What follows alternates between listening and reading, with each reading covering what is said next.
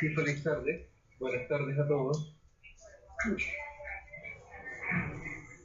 Hola, muy buenas tardes, comunidad académica. Bienvenidos a la primera teleconferencia de epistemología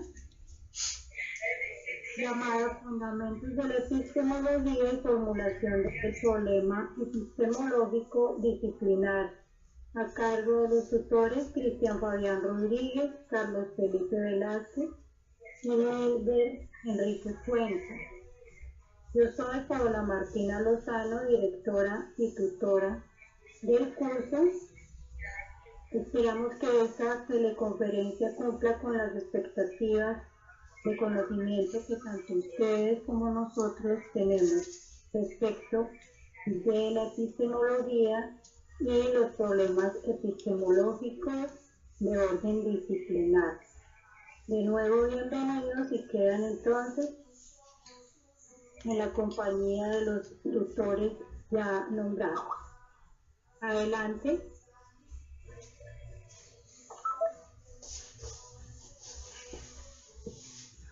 Buenas noches para todos. Desde Acacias les acompañamos en esta web el profe Cristian Fabián Rodríguez y el profesor Carlos Felipe Velázquez. Y desde el CEAD de la José Acevedo y Gómez, nuestro compañero Nelder Enrique Cuenca. La web dividida en dos partes. En una primera abordaremos los fundamentos de la epistemología y en una segunda parte abordaremos el problema epistemológico. Entonces vamos a dar inicio a nuestra web. Nos confirman por favor si están viendo la presentación.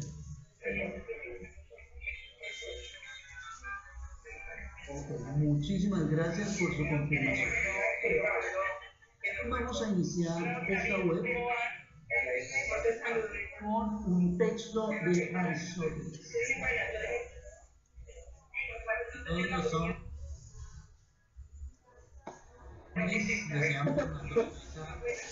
Perdón que los demute. Hay alguien que tiene abierto el micrófono y está interviniendo gravemente en la teleconferencia, por favor. Yo. Por favor, hay alguien que está con el micrófono abierto y hay interrupción permanente, no se está escuchando la voz del conferencista. Muchas gracias. Adelante, Carlos Felipe, y disculpa.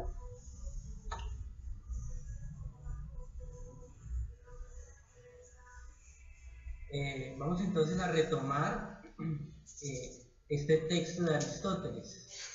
Abro comillas: todos los hombres desean por naturaleza mirar y saber lo que miran. Prueba de ello es el gozo que nos dan los sentidos, porque gozamos el sentir por sí mismos, con independencia que nos sirva para algo, y sobre todo el gozo de mirar, y la razón es que la vista es, de entre todos los sentidos, quien nos hace conocer más y nos descubre más diferencias. Iniciamos con este texto de Aristóteles, estimados estudiantes, porque es precisamente ese llamado de atención que nos hace Aristóteles de reconocer que nosotros como hombres, como seres humanos, deseamos saber, deseamos conocer, y que ese gozo que nos dan los sentidos no solamente se quedan en percepciones, sino que como seres humanos queremos llegar más allá, a querer entender esto que nos rodea.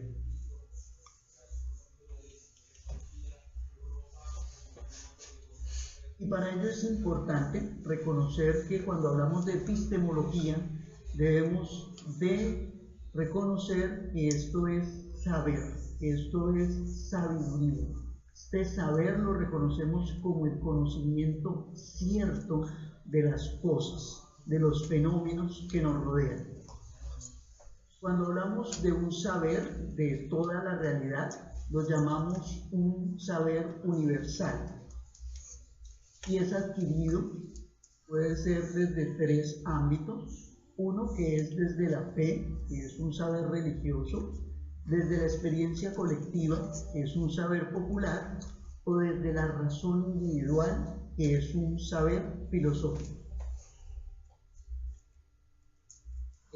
También lo podemos mencionar, este conocimiento cierto, desde un sector de la realidad, al cual pues llamamos comúnmente particular o científico, o desde la ciencia, que lo mencionamos como un adquirido, como un saber adquirido específicamente. Vamos a retomar otra visión de conocimiento y esta vez desde Mario Bunge. Me permito leer este texto. Mientras los animales inferiores solo están en el mundo, el hombre trata de entenderlo. Y sobre la base de su inteligencia imperfecta, pero perfectible del mundo, el hombre intenta enseñorearse de él para hacerlo más confortable. En este proceso construye un mundo artificial, ese creciente cuerpo de ideas llamado ciencia, que puede caracterizarse como un conocimiento racional, sistemático, exacto, verificable y por consiguiente falible. Por medio de la investigación científica, el hombre ha alcanzado una reconstrucción conceptual del mundo que es cada vez más amplia, profunda y exacta. El mundo le es dado al hombre. Su gloria no es soportar o despreciar este mundo, sino enriquecerlo construyendo otros universos. Amasa y remoldea la naturaleza sometiéndola a sus propias necesidades animales y espirituales, y así como a sus sueños. Crea así el mundo de los artefactos y el mundo de la cultura. La ciencia como actividad, como investigación, pertenece a la vida social, en cuanto se la aplica al mejoramiento de nuestro medio natural y artificial, a la invención y manufactura de bienes materiales y culturales. La ciencia se convierte en tecnología. Sin embargo, la ciencia se nos aparece como la más deslumbrante y asombrosa de las estrellas de la cultura cuando la consideramos como un bien en sí mismo.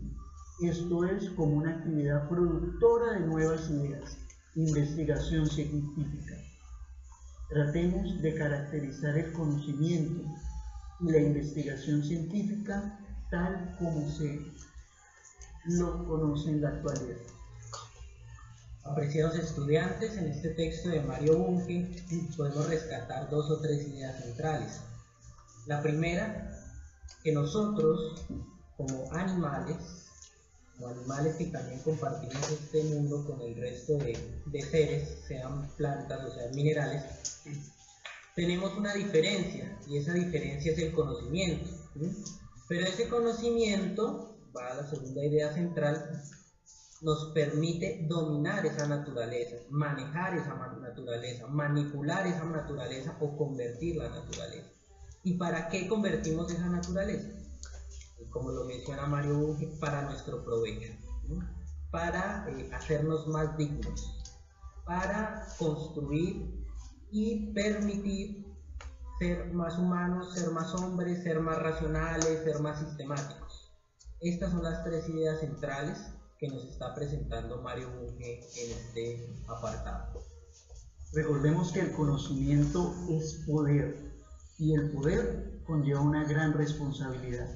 Este curso que es epistemología aborda eso, el conocimiento, y en especial un tipo de conocimiento como es el conocimiento científico.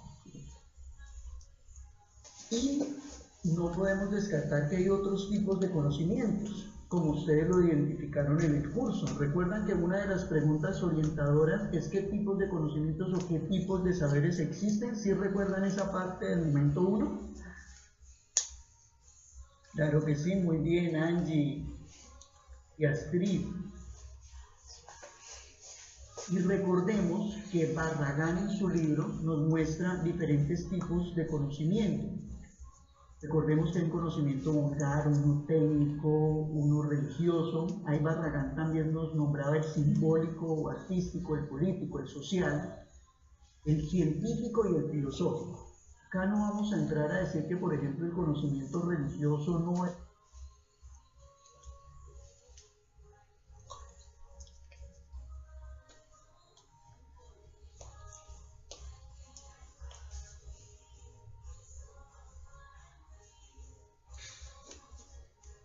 un programa de formación, porque desea adquirir un conocimiento válido, un conocimiento estructurado, sistemático, y con unos elementos filosóficos, porque a usted le va a permitir entender el mundo también de una manera universal o general.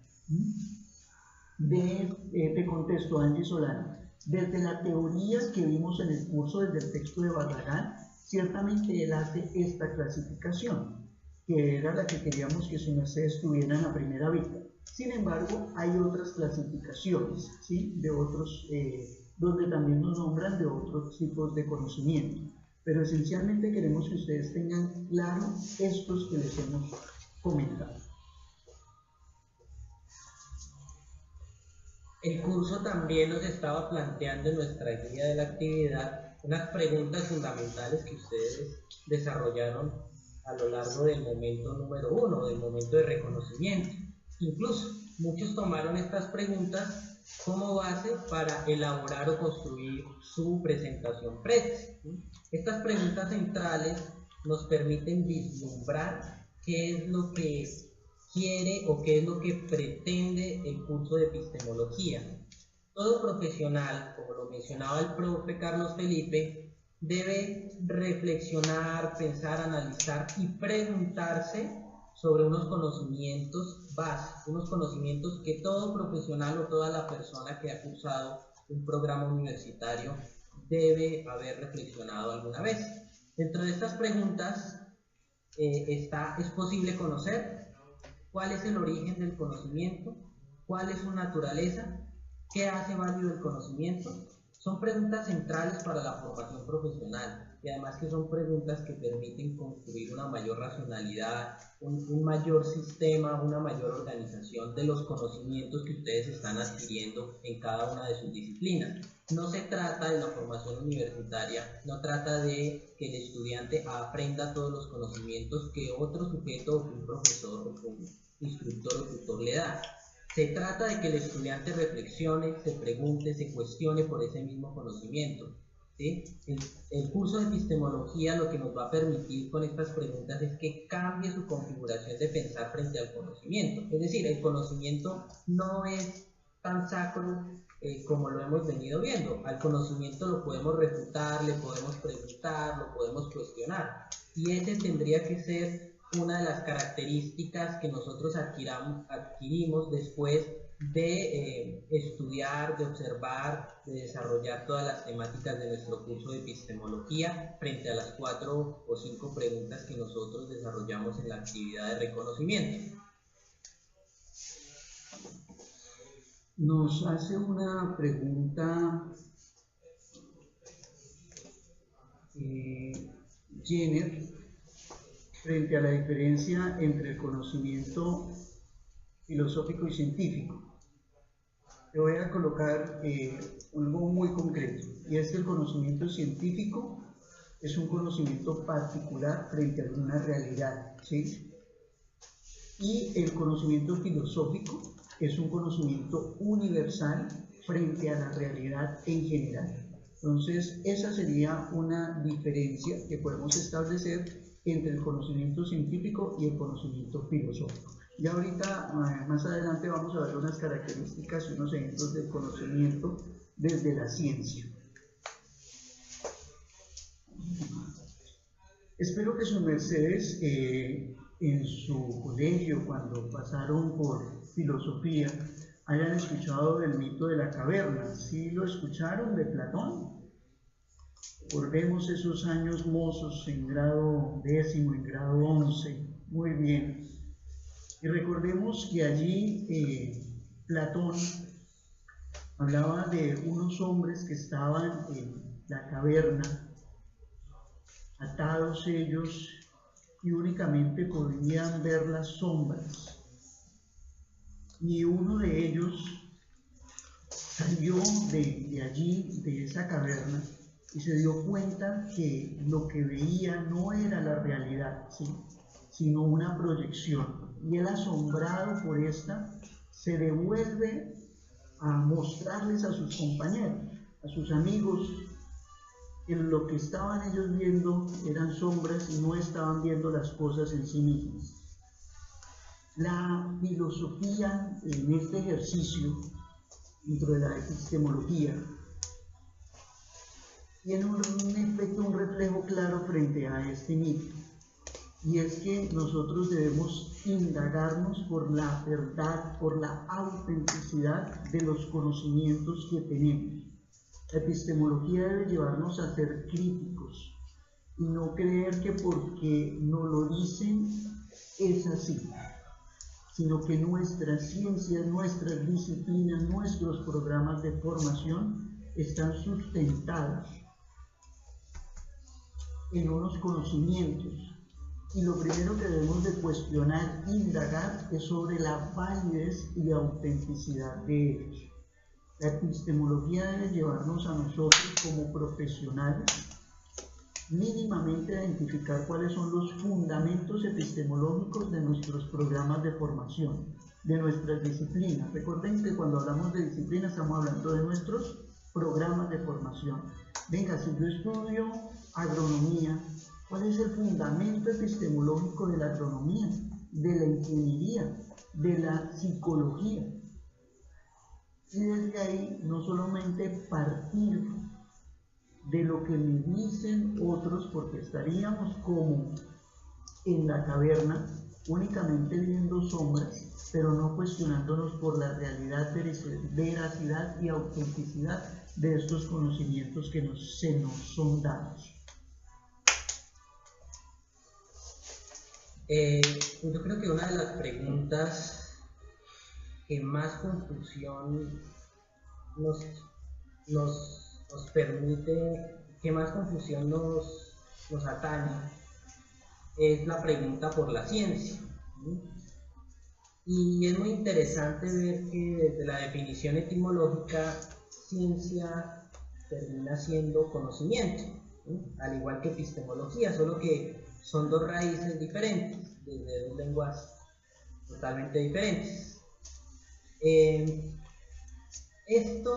Esta pregunta termina siendo problemática, además confusa, cuando nosotros no la analizamos holísticamente. Este análisis holístico nosotros lo vamos a realizar acá en epistemología. Primero, ya tenemos claro que ciencia podría ser traducido desde el lenguaje como conocimiento. Entonces la pregunta de qué vamos a conocer o cómo se genera el conocimiento. Y Bunge indica que hay 4 formas de generar conocimiento. La primera, la observación, y donde se examinan los hechos y fenómenos que tienen lugar en la naturaleza, donde observamos la naturaleza a través de los sentidos, de los 5 sentidos. Y el segundo paso, que es la hipótesis, que es la elaboración de una explicación provisional de los hechos previamente observados y de sus posibles causas. La tercera, que es la experimentación, y que más de uno incluso reduce la ciencia a la experimentación, es decir, al tercer paso o al tercer momento o a la tercera explicación de Bunge, que es la reproducción y observación del fenómeno a estudiar durante varias veces, cambiando las circunstancias que se consideren convenientes. Y el cuarto es las conclusiones, que es la interpretación de la experiencia anterior a través de los hechos observados previamente, de acuerdo con los datos experimentales. Entonces, esto de la ciencia es conocimiento, tiene una fase holística, como se puede ver o como pueden ustedes observar en el diagrama circular, donde hay una observación, un cuestionamiento, una experimentación, porque intentamos en muchas ocasiones reducir la ciencia a los experimentos que se realizan en física, en química o en biología, dejando por fuera las ciencias sociales. Entonces, esto es muy importante que tengamos en cuenta. 4 pasos para crear conocimiento y para comprender qué es la ciencia. Como habíamos comentado hace un momento, la ciencia, al ser algo particular, pues no solamente existe una ciencia, sino que existen diferentes ciencias, porque abordan nuestra realidad, pero desde lo particular. Por eso hay diferentes. Y Mario Bunge, este autor que hemos citado bastante esta noche, argentino él, divide las ciencias en 2. Dice que las ciencias podemos dividirlas entre formales y fácticas. Y él dice que las formales son la lógica y la matemática.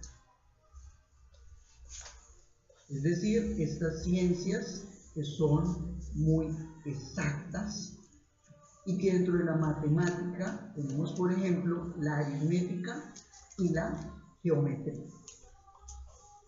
Y nos dice que también tenemos unas ciencias fácticas. Cuando hablamos de fáctico es algo de hecho, ¿sí?, que se aproximan más a la realidad de las cosas, que son las ciencias naturales y las ciencias sociales. Dentro de las ciencias naturales, ¿cuáles tenemos? La física, la geología, la biología. Dentro de las ciencias sociales tenemos la sociología, la economía, la historia. Estos son ciencias básicas, ciencias puras, por decirlo de alguna manera. Y si ustedes se dan cuenta, estas ciencias, ¿ustedes dónde las vieron? ¿Recuerdan dónde vieron estas ciencias? Cuando tenían por allá un horario de clase y tenían una hora de descanso. Claro, en el colegio, porque se supone que nosotros del colegio, de la formación básica que nos dan, salimos con los elementos básicos frente a las ciencias, para que luego nosotros podamos perfeccionarnos, especificarnos en alguna de ellas, como lo están haciendo ustedes desde sus programas de formación, que ya nos va a ejemplificar un poco más el profe Cristian. Bueno, muchas veces nos llegamos a irritar o nos llegamos a molestar frente a la pregunta de nuestra disciplina cuando la cuestionamos sobre si es una ciencia o no es una ciencia. Entonces, entre profesionales y entre disciplinas comienzan a cuestionarse y comienzan a sacar conclusiones sobre la cientificidad de sus carreras o de sus profesiones. Entonces, el biólogo muchas veces podría decir que el filósofo no estudia una ciencia, o el psicólogo podría decir en muchas ocasiones que el economista no estudia una ciencia porque la economía es especulativa. Muchos ejemplos de esa índole que ustedes ya conocen, ¿verdad? Bueno, la discusión no se encierra tanto en si es ciencia o no es ciencia. La discusión se da en referencia a si nuestra disciplina o nuestro conocimiento está enmarcado en una ciencia pura o en una ciencia aplicada. ¿Esto qué implica? Que la ciencia pura lo que hace es describir una realidad, teorizar una realidad, esquematizar teóricamente un fenómeno. Es lo que hace la ciencia pura. Hasta ahí llega el alcance de la ciencia pura. Mientras que la ciencia aplicada lo que hace es tomar esas teorías, esa descripción de la realidad, y transformar por medio de esas teorías los recursos naturales o la naturaleza para crear instrumentos. Esa es la diferencia que existe entre una ciencia pura y una ciencia aplicada. Es decir, la ciencia aplicada, como la zootecnia, toma teorías de la biología para crear medicamentos y desarrollar proyectos productivos o de la índole que trabajan en una disciplina como la zootecnia. Señores ingenieros, ustedes necesitan de la matemática en su programa de formación y para desarrollar sus cursos. Claro que sí, y beben de esa ciencia formal como es la matemática. Preguntan que qué vendría siendo la matemática. Acá ya lo tenemos. Como dice Mario Bunge, es una ciencia formal. Y señores ingenieros, también necesitarán de la física. Los zootecnistas necesitarán de la biología. Claro que sí, los que estudiaban o no estudiamos pedagogía necesitaremos de la psicología. Y por lo mismo esto no es un ejercicio de rivalidad entre ciencias. El conocimiento es para beneficio de la humanidad. Y lo que hacemos es generar unas leyes, unas teorías, unos conocimientos que necesariamente deben ser aplicados en nuestra realidad. Y por eso manejamos cada una de estas. Por ejemplo, cuando nosotros les vamos a preguntar a ustedes que cuál es el fundamento epistemológico de su disciplina o de su ciencia, necesariamente usted tendrá que preguntarse, venga, mi disciplina, mi ciencia, ¿de qué bebe? ¿Cuál es ese fundamento epistemológico que tiene? ¿Cuál es ese fundamento teórico que tiene? Entonces, es importante. Jenner, tú hablas de que es algo transversal. Hay conocimientos que son transversales, claro que sí. Pero también la ciencia nos enseña que hay elementos particulares, ¿sí? Que son específicos de ciertas disciplinas. Que se generen elementos de transversalidad, claro que sí, eso no lo vamos a negar. Pero también hay que reconocer que las ciencias manejan especificidad, es decir, particularidades.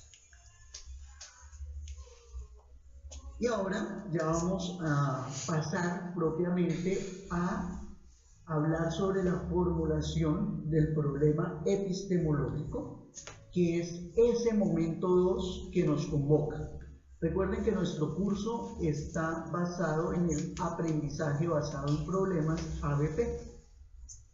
Es una metodología que hemos asumido desde el curso para el desarrollo y por lo cual hemos pedido a ustedes que formulen un problema epistemológico. Entonces, desde este orden de ideas, nuestro compañero Milbert nos va a abordar este tema. Milbert, cedemos la palabra desde Acacias para que retomes, por favor, desde José Acevedo Gómez en Bogotá.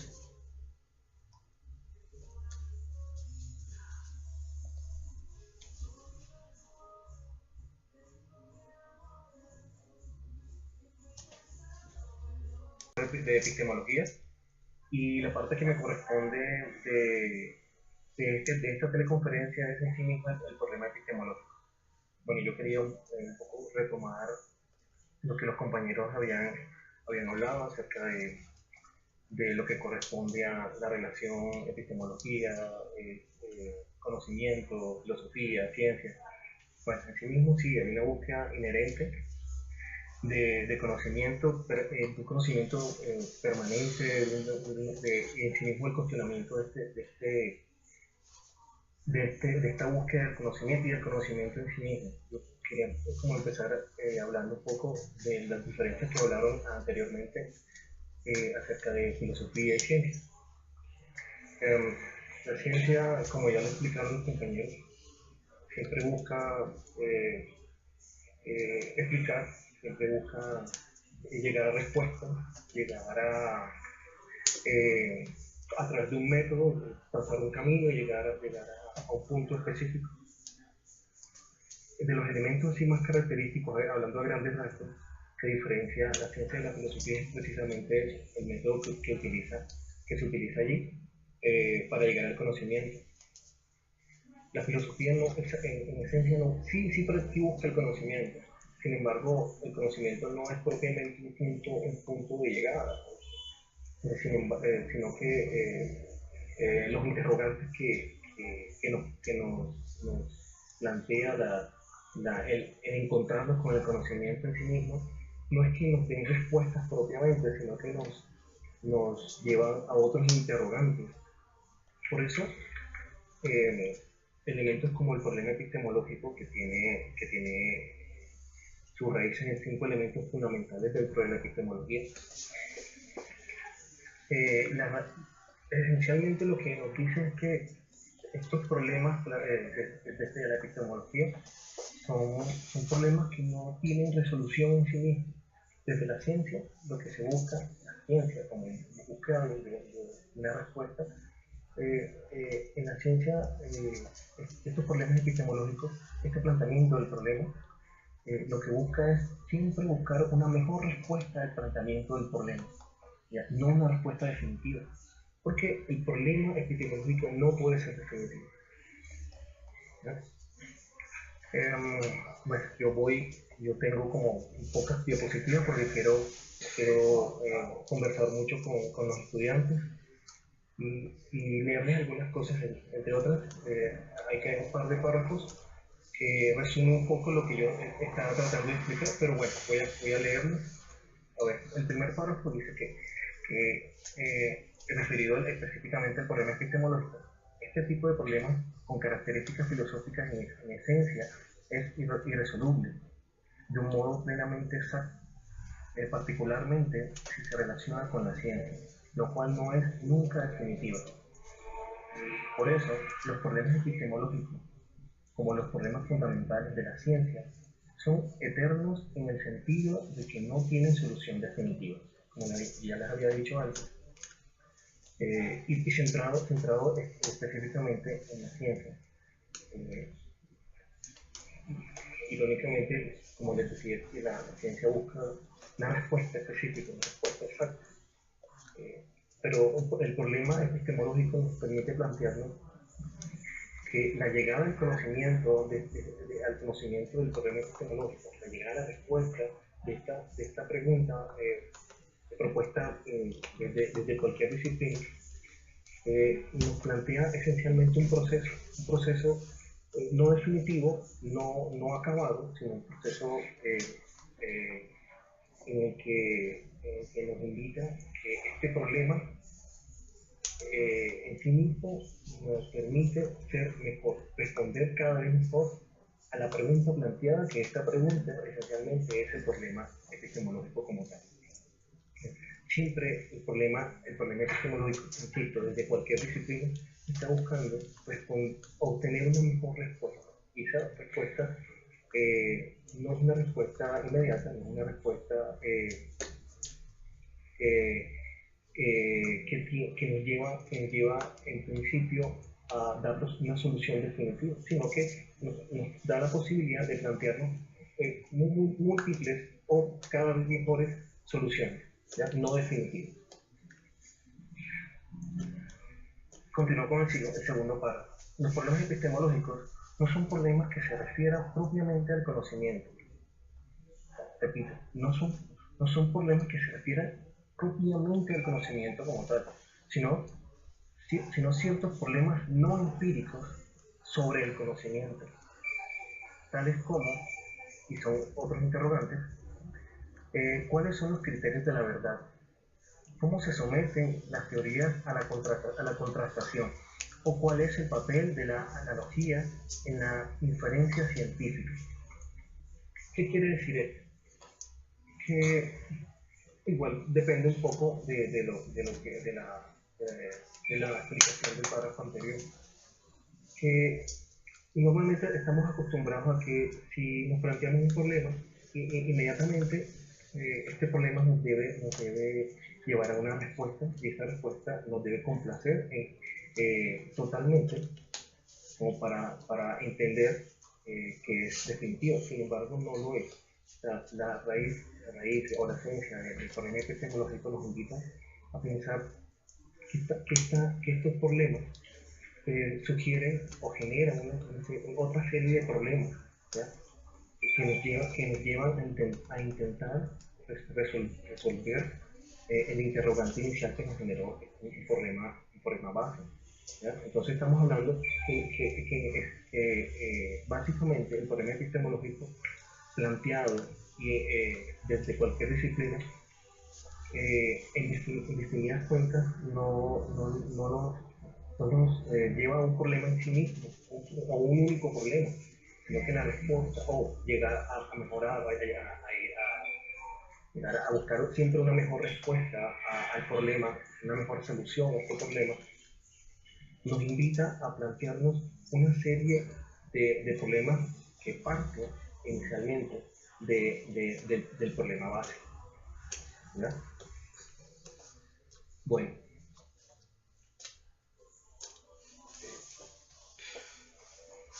Miguel, si te puedes acercar un poquito más al micrófono, que se está escuchando muy pasito.